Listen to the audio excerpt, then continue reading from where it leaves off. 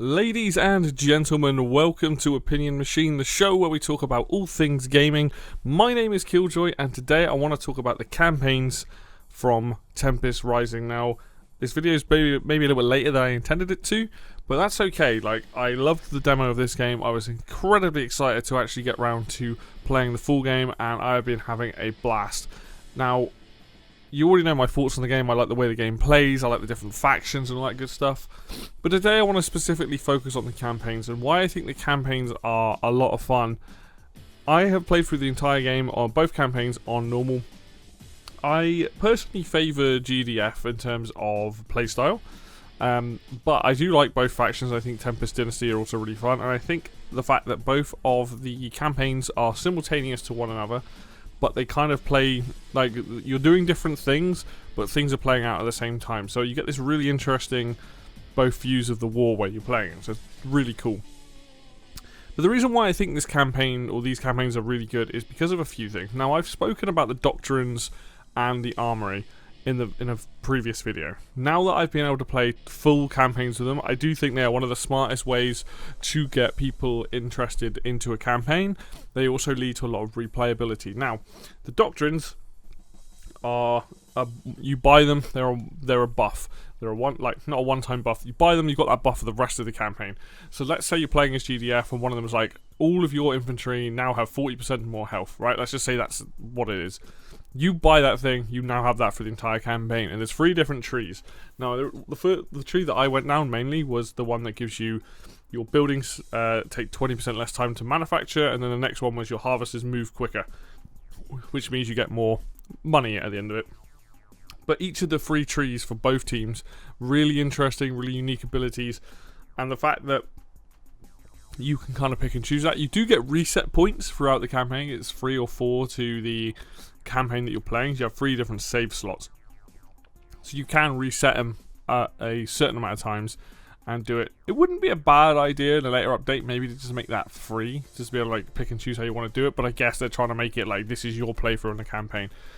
Very minor thing. But the doctrines are awesome. I really, really appreciate them. You do get the same doctrines in the multiplayer, except you have to buy them every time and pick and choose. With this, you get to kind of see how they play out. And some of them are huge. Some of the synergies you can have with the stuff in the armory. And the armory on the other side is a really cool way of slotting in skills for that mission. And the reason why that's awesome is because you get enough requisition points to buy them all. Then when you finish the campaign, you can mix and match those things. So for example, both factions have the ability to buy 4 units from the other faction, like stolen plans. So you can go back as GDF and play with 4 units from Tempest and vice versa. That's really awesome. I did that with one of the missions in the campaign where I bought the Queller unit, which is a GDF unit, and I used it as Tempest, and it actually helped me do a mission because I really rate the Queller. I think is a really good unit. It's a flying unit, and I just was like, yeah, you know what? I'm going to mix and match that with my army, and it turned out to be a really awesome combination. I can go back in and do a different level, or the same level, take that out and put something else there, and completely new strategy. And I think that's what I really appreciate about this campaign, and the way it's set up, is that even when you get to the end, no matter what mission you're on, you can go back and play a previous mission. Each mission has a percentage, and there are some that I haven't 100% and I've got like 91% on, because I missed or didn't finish a side objective. And it's worth doing on that because it gets you requisition points, it gets you armory points and doctrine points and all these different things. There are awesome way of doing it. And I think that alone really makes it interesting, like playing the campaign and being like, okay, I need to chop and change these things. You know, the armory gives you things like, oh, your units are now trained as veterans, like first level when they come out of the factory. That's huge. It's increased damage and things like that. Or it might be like, oh, all your flame weapons now do damage over time. Same with the grenade guys. Okay, so now everything is damage over time, so more damage and things like that. So it's really interesting ways of playstyle. Like, obviously there's going to be some combos that are really broken. There's going to be some things that maybe not people would like. Like, I really appreciated the fact that there's one that makes your infantry have a massive increase in sight range. So now they have an increase in sight range. Okay, cool, that's awesome. Or there's something where it's like all of the infantry, if there's an enemy unit near your GDF infantry, they become marked, which is useful for like the marking targets and getting intel and things like that. The only thing, so for the most part, I want to get to some missions. We'll do that in a sec. I would say that this campaign, like, 99% of it, great. There's a couple of things that the campaign does a really bad job of. So with the GDF, there are things you need to know. You need to know what marked targets are, what intel is, and what networked is. Now, intel and marked targets are pretty straightforward. You mark a target, you kill them, you get intel for it. There's a lot of things that do that. A lot of units that can get you the intel, or marked targets and get you intel. That I find is explained pretty well. One thing that I knew going in, because I figured it out while I was playing, like reading stuff on the website, I don't think the game does a very good job of explaining what networked is. I think in one mission it talks about the hunter tank when a target is marked. So what networked is essentially is that when a target is marked, if a unit has got the ability to network, they get an increased range attack, which is really powerful because it means you can shoot like, I think it's like 30% longer, or it's a big jump. The Tempest, the Trebuchet that the GDF get, for example, has a pretty big range. When you mark a target, it gets like a 20% increased range. It becomes very, very long range. It's nuts. But I just don't think the game does a good job of explaining that. And on the flip side, the same with the Tempest. Like they have the ability to use plans. They have the ability to use a lot of stuff that causes tanks and vehicles and stuff to be infected with, well, I forgot what the term is, but basically Tempest shells and stuff like that. So the Tempest charge. What they don't do very good job is explaining what reliable vehicles or reliable treads are. Now, I believe that means that vehicles can drive into the Tempest and are not affected by it. But it's just one of those things where it's like, these are abilities that this faction has, they're just not necessarily explained that well. Or, there is a possibility that I missed it. But these are small, minor gripes. Like, it's annoying to go to the website to find out these things, but I have been on the website multiple times to double check stuff and look at what these things are. It'd be kind of nice if the game got a dossier like in game to like look at like the what's on the website, but in the game and actually be able to have those things listed and be able to look at them. I think that would be cool. But ultimately, the thing about a campaign that makes a campaign good is how good are the missions. And what I really appreciate here is the fact that the missions are very varied. I will say that this is maybe not, even on normal, this campaign felt very hectic. And I enjoyed that because it meant that I'm now having to get better to multiple tasks and all these different things. But for people that are new to RTS, like, I would recommend playing this game on easy, because even on normal, there are some times when it feels like, how on earth am I going to do all these different things? Especially on missions that have time limits, and suddenly there's like 6 secondary objectives that pop up. In some aspects, it's probably best to just ignore the secondary objectives and get used to the game and then come back and replay those missions to do it. But the reason why I really liked what I was seeing was a lot of missions. There were some missions that start off where you have limited units, and then that mission will turn into, now you have a base. Or it might be you never have a base and you get different units by doing different things. Or my favourite is always you start with a base, you start with nothing, you've got to build up and go and attack the enemy and do whatever it is. But during that thing, it'll be like, you need to set this off, you need to go and destroy these things. There's a convoy and come and do that. None of the missions necessarily feel the same. There's obviously similar ones, but there's different objectives, different places that you are. Some are set in Egypt, some in Spain, Italy, Iceland, all these different places that you go to. And it makes for this really fun mixture of levels.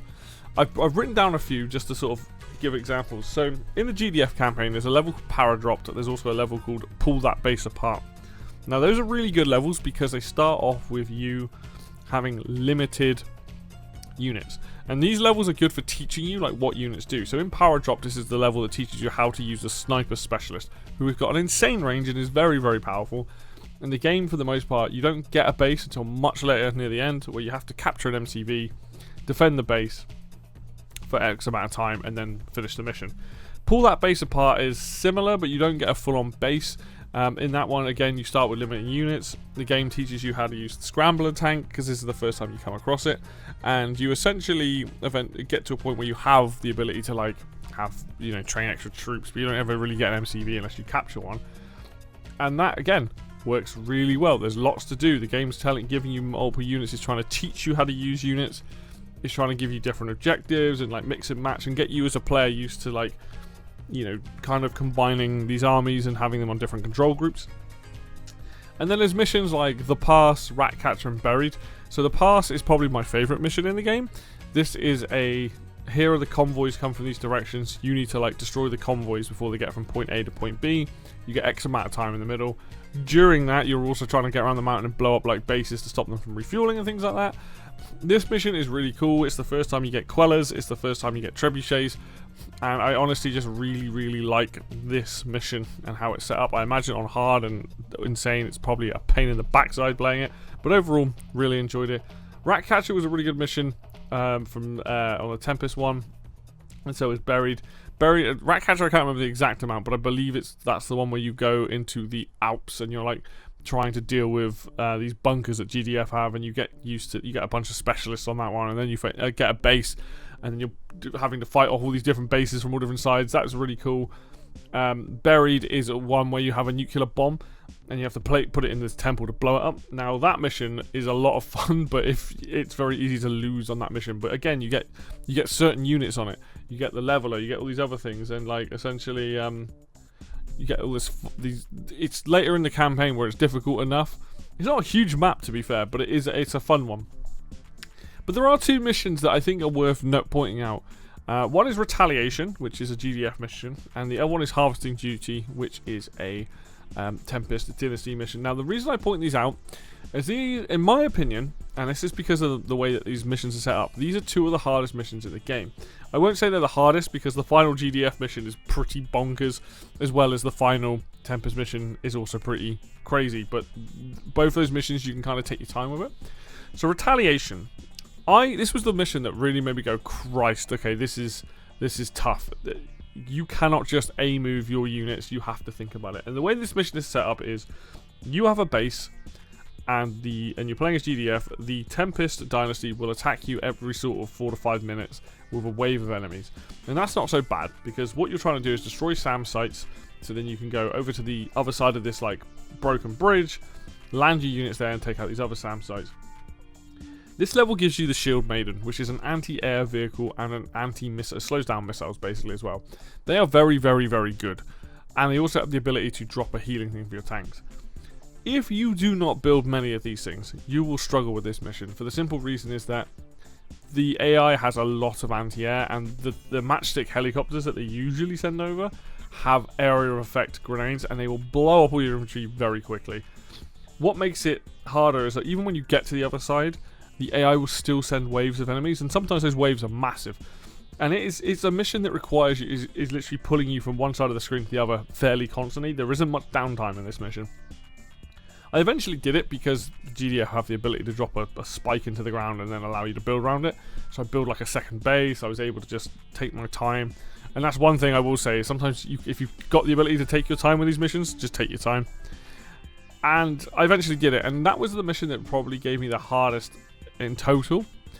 And then on the flip side of that, Harvesting Duty, which is the Tempest one that I was like, oh my god. The reason why that mission I personally found it difficult was the game wants you to defend 3 different MCVs, 2 AI ones and your own.